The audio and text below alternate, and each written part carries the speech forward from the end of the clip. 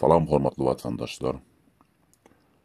Şu men hem öz gelegimde käbir aýtmaly meseleler bardy. Köp kişi aýtyp geçti.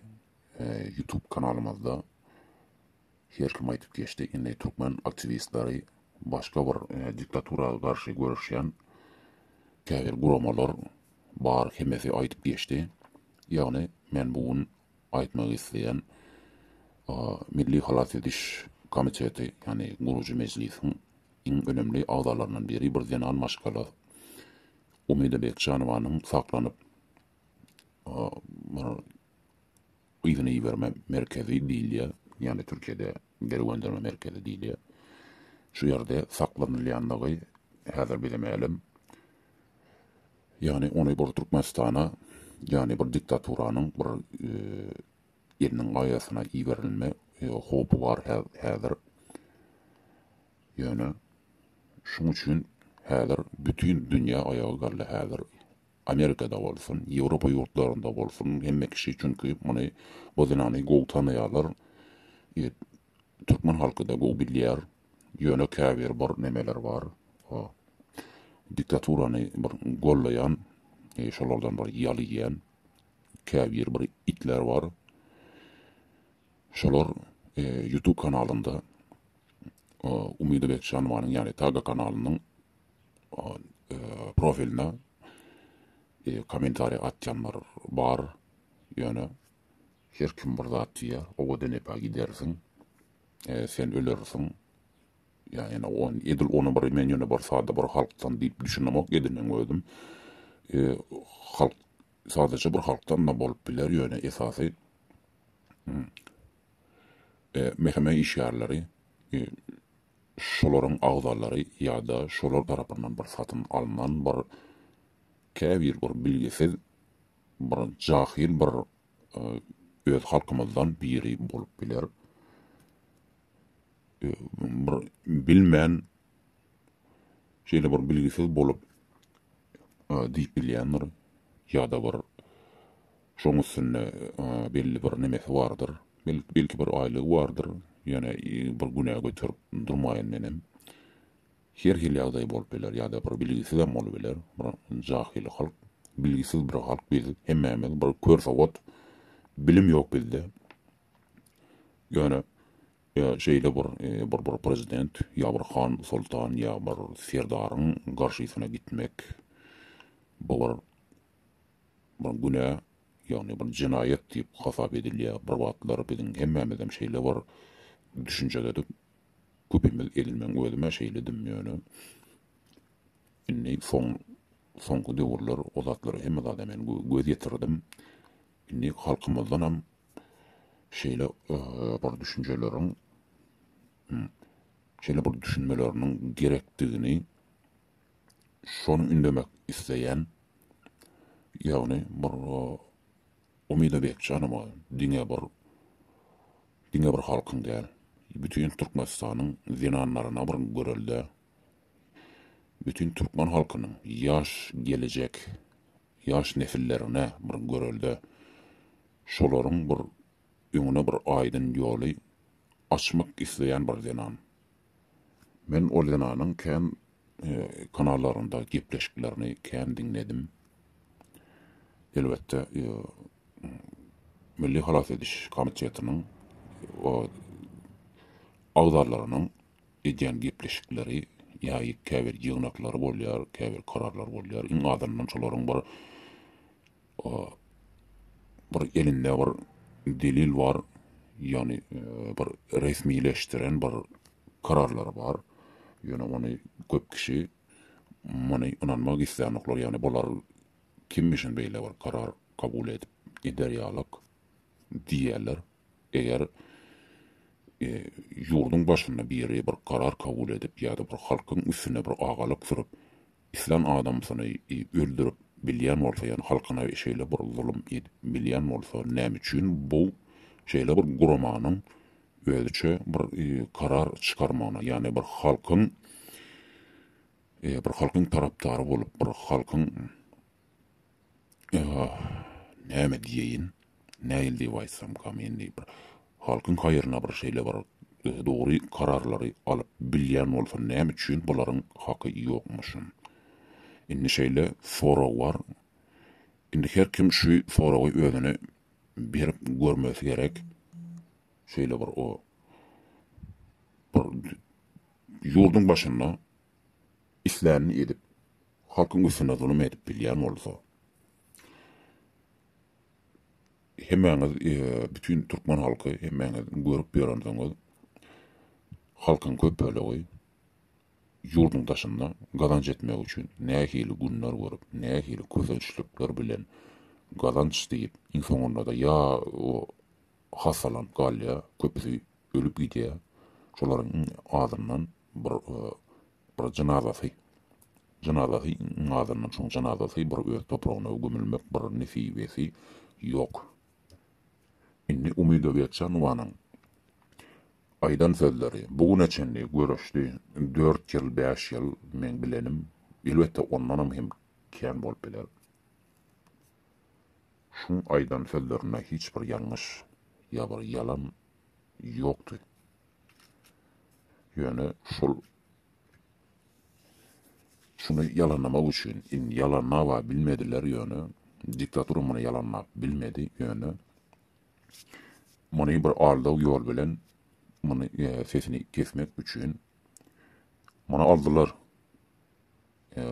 Men şeýle bir mert zenanlarmadan bardygyna buýsanýan edil özüm. Onun bu zenanyň ýagny iki oğlundan birini Umydy Berkcan wanyň sesini kesmek üçin oğlunun birini bir oğurluk mu bilemok bir cinayet esasında onu içeri yani türme aldılar. Türme alıptırlar. Yani aldılar diýse men yalançy bolaryň men gözümle görem ok sebäbi içeri alıptırlar. Ýöne şu şeýle ýagdaý bolmasyna da rağmen bu denan sesini kesmedi. Ýene de şu diktaturanyň, şu rejimiň garşysyna görüşüp bilen zenan. Beýle mertlik şenil biziň türkmenlaryň, türkmen halkynyň erkeklerine şenide çenli görülmedi. Erkeklerinin içinde görülenler bar elbette. Bir yıl mundan 26. iyununda Merdan Muhammedov yani Milli Halas Ediş Komitetinin gurucasy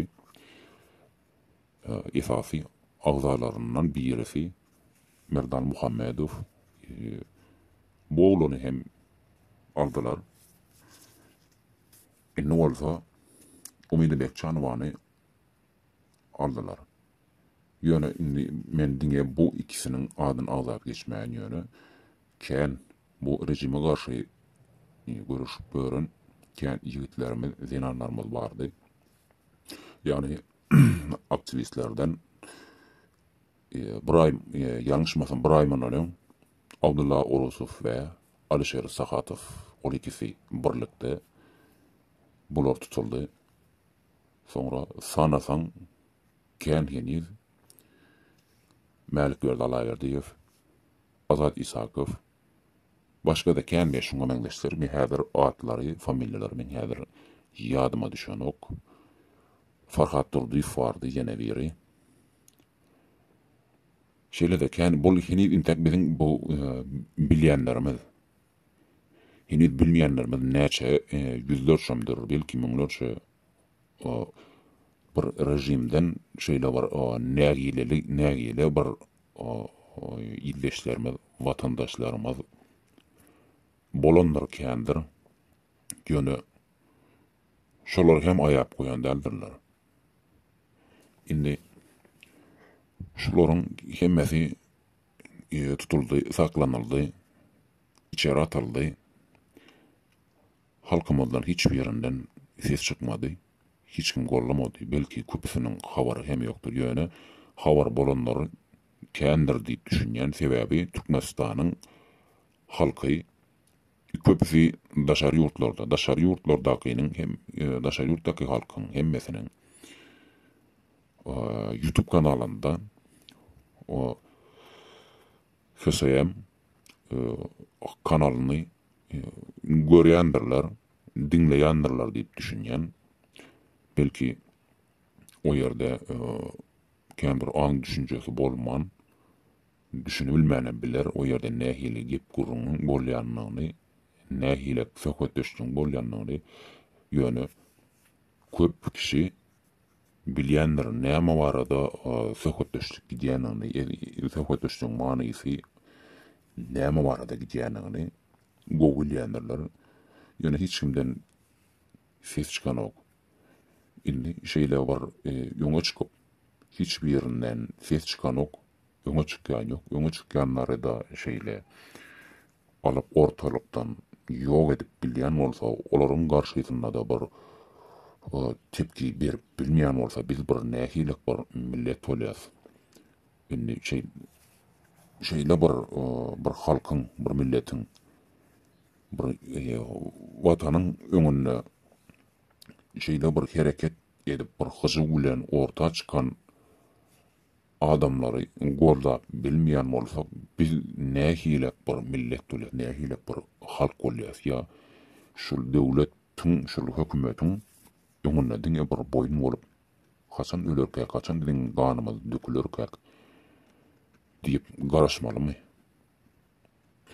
Ýa-da haçan bir ýalňyş iş ederkäm etmejek bolup dyrjaşaýyn diýip şeýdi haçan açyn bir serhaply bolup gelmeli ýöne dogry dürst dogruly aýdyp öňe çykan adamy şeýdi ortadan aýyryp ýok edip bilýän bolsalar, sen dogryny aýt ýa aýtma, sen yalan sözle näme dedi İslam wagty bu diýişine gan degen hökümet İslam wagty İslam hareketini edip biler. İstersen elinden öýüň alyp biler, ýurduň alyp biler. İstese janyňa alyp biler, istese ganyňa döküp biler. Indi bu bolýan wakalaryň soňy şu derejeye gelip ýetýär. Nähili düşünçelerimiz bar bilemok ýöne bu hereketiň, ýani bu ýagdaýlaryň ýygy gowluk däl. Türkmen halky, ýa-da Türkmen milleti. Ýani bilen bu haksyzlyga ses etmän oturuşymyz erteki gün her kimin bir sessiz oturan her bir şahsyň başyna gelip biler. Şoň üçin elimizden hiç bir zatyň gelmese-de şeýle bir hereket edenleri gollamany bar, başaralyň. Gaýrat edin. Hemme edilýän hereket, hemme aýdylýan sözler, hemme edilýän hereketler halk üçin, watan üçin, bu millet üçin edilýär. Şuňa dogry düşünjek boluň. Sag bolun vatandaşlar. Her kim öz pikirini paylaşsın, pikirini orta atsın, ýöne eýle bir haksyzlyga ses etmän oturmak bir gaýratlyk bolar. Şunu etmeli, biz bir beýik millet bir wagt. Ýöne bir wagt beýik millet inni gitgide de bir gorpun içine gitip barýar. Şuňa düşünjek boluň. Gaýrat edin. Ýaziz milletimiz. Beýik Türkmen milleti.